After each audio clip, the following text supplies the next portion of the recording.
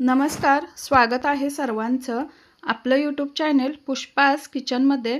मैत्रिणींनो, आज आपण घरच्या घरी बेकरी स्टाईल एकदम ॲनिव्हर्सरी स्पेशल असा केक बनवून रेडी कसा करायचा ते बघणार आहोत। तर रेसिपीला सुरुवात करूयात। तर इकडे बघू शकता मी व्हॅनिला प्रीमिक्स इथे 2 कप होईल इतकं घेतलेलं आहे। त्याच्यामध्ये थोडंसं पायनॅपल इमल्शन घेतलेलं आहे। या इमल्शनने थोडासा कलरही येतो आणि पायनॅपलचा फ्लेवरही येतो आणि या केकची टेस्टसुद्धा खूप छान लागते। तर पायनॅपल जे इमल्शन आहे ते मी इथे यूज केलेलं आहे। आपण याच्यामध्ये थोडं थोडं पाणी टाकून जे बॅटर आहे ते बनवून घ्यायचं आहे। अशा पद्धतीने थोडं थोडं पाणी टाकून मी इथे केकचं बॅटर बनवून घेतलेलं आहे। आता आपल्याला याच्यामध्ये थोडंसं रिफाइंड ऑइल 1 चमचा होईल इतकं टाकायचं आहे। हे सुद्धा मी इथे मिक्स करून घेतलेलं आहे, बघू शकता। बॅटर आपलं रेडी झालेलं आहे आणि याची कन्सिस्टन्सी बघू शकता कशा पद्धतीची आहे। तर आपल्याला अशा पद्धतीचं बॅटर रेडी करून घ्यायचं आहे। आता मी इथे 8 इंचाचा केक टीन घेतलेला आहे। केक टीनला सुद्धा थोडंसं ऑइल सगळीकडे मी लावून घेतलेलं आहे आणि त्याच्या साईजमध्ये बटर पेपर कट करून घेतलेला आहे आणि तो त्यामध्ये सेट केलेला आहे, बघू शकता। तर आता आपण या केक टीनमध्ये रेडी केलेलं जे बॅटर आहे ते टाकून घेणार आहोत आणि थोडंसं स्पॅच्युलेच्या मदतीने आपण हे एकसारखं सगळीकडे मिक्स करून घेणार आहोत, जेणेकरून याच्यामध्ये जे एअर बबल्स असतात ते होत नाहीत। तर बॅटर आपलं टीनमध्ये टाकून झालेलं आहे। त्याच्या अगोदर आपल्याला थोडंसं टॅप टॅप करायचं आहे। आता आपण गॅसवरती हा जो स्पंज आहे केक बनवण्यासाठी लागणारा बेक करून घेणार आहोत।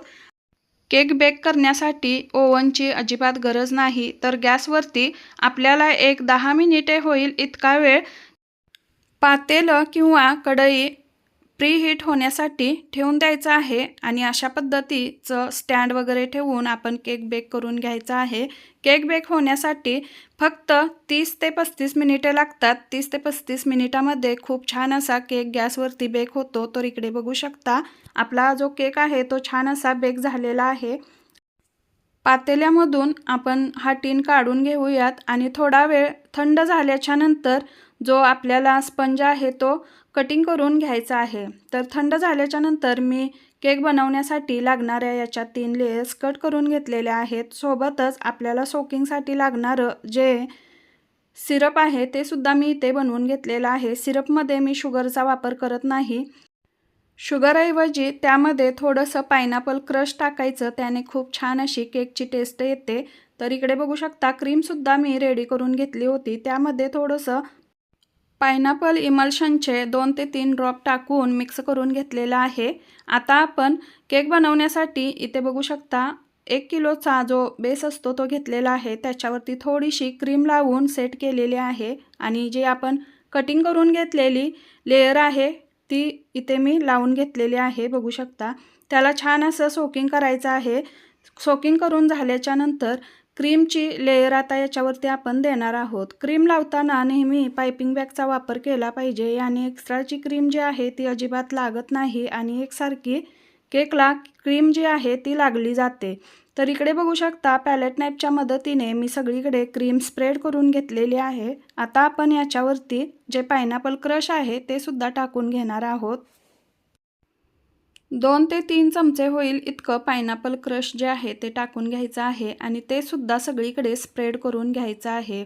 क्रीम लावताना सुरुवातीला आपण जर केक शिकत असाल तर बिगनर्स असाल तर त्यांच्यासाठी थोडंसं आपण पायपिंग बॅगचा वापर केला पाहिजे, कारण आपण थोडीशी प्रॅक्टिस केल्याच्या नंतर आपल्याला एक अंदाज लागतो की किती क्रीम लावल्याच्या नंतर त्याची लेयर आणि त्याचा जो थर असतो तो बनतो।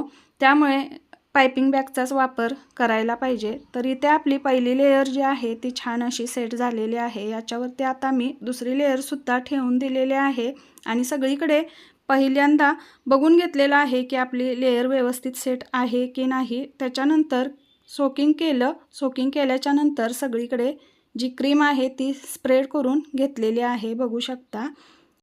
केक बनवताना सेम प्रोसिजरने दोनही लेयर आपण सेट करून घ्यायच्या आहेत। शेवटची जी लेयर असते त्याला फक्त आपण सोकिंग करायचं आहे, त्याच्यावरती क्रशचा वगैरे अजिबात वापर करायचा नाही। तर इकडे बघू शकता आपल्या या केकच्या मी 4 लेयर्स कट करून घेतल्या होत्या. 4 लेयर्स याच्यासाठी कट केल्या होत्या कारण केक जो आहे तो 1 किलोचा होता आणि थोडासा हायटेड बनवायचा होता. तर हायटेड केकसाठी आपण 4 लेयर्स कट करून घेऊन छान असा बनवू शकतो. तर इथे आपल्या सेम प्रोसिजरनी 3ही लेयर्स छान अशा सेट झालेल्या आहेत. त्यांचं सोकिंगसुद्धा झालेलं आहे आणि इकडे बघू शकता केकच्या लेयर्स सेट झालेल्या आहेत आणि थोडी थोडी क्रीम घेऊन मी इथं क्रम कोटिंगसुद्धा सोबतच करून घेतलेला आहे. याने काय होतं, आपला जो केक आहे तो एका लेवलमध्ये राहतो आणि हायटेड केक बनवत असताना जी आपल्याला एकसारखी लेवल असते तीसुद्धा व्यवस्थित अशी येते.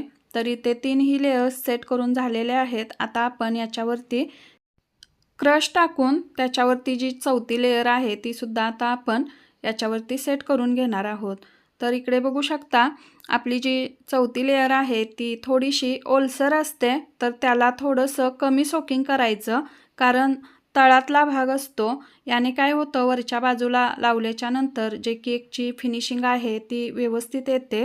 म्हणून जो तळातला भाग असतो केकचा तो नेहमी वर ठेवायचा आहे आणि सेट करायचा आहे. तर याचीसुद्धा सोकिंग मी इथे करून घेतलेली आहे. बघू शकता क्रीमने थोडंसं क्रम कोटिंग सगळीकडे आता करून घेणार आहे.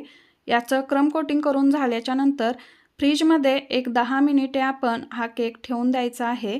याने काय होतं, जे केकचे क्रम्स असतात ते आयसिंग करताना क्रीमसोबत येत नाहीत. क्रीम जी आहे ती व्यवस्थित केकला लागली जाते.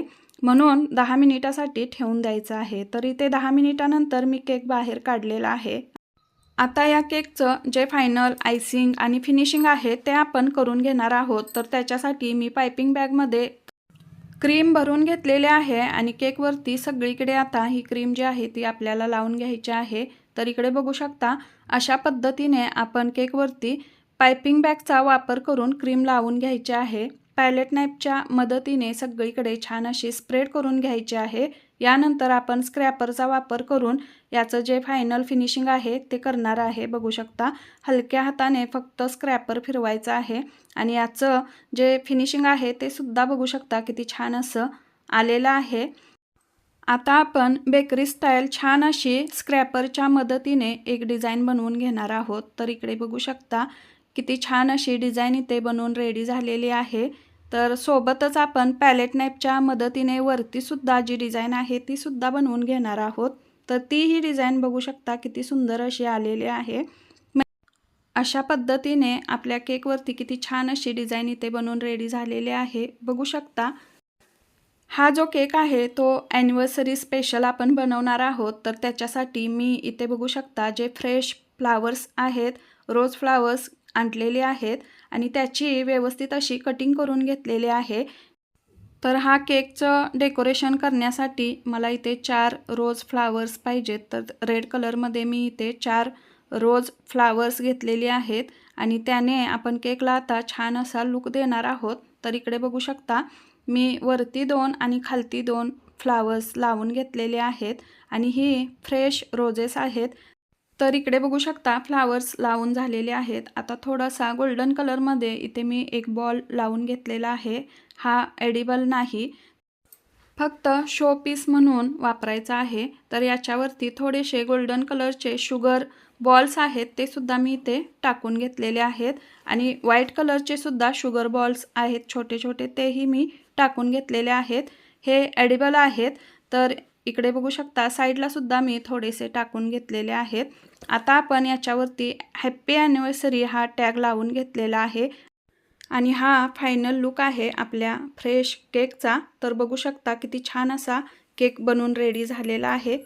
मैत्रिणींनो, चॅनेलवरती जर का नवीन असाल तर चॅनेलला सबस्क्राईब करा.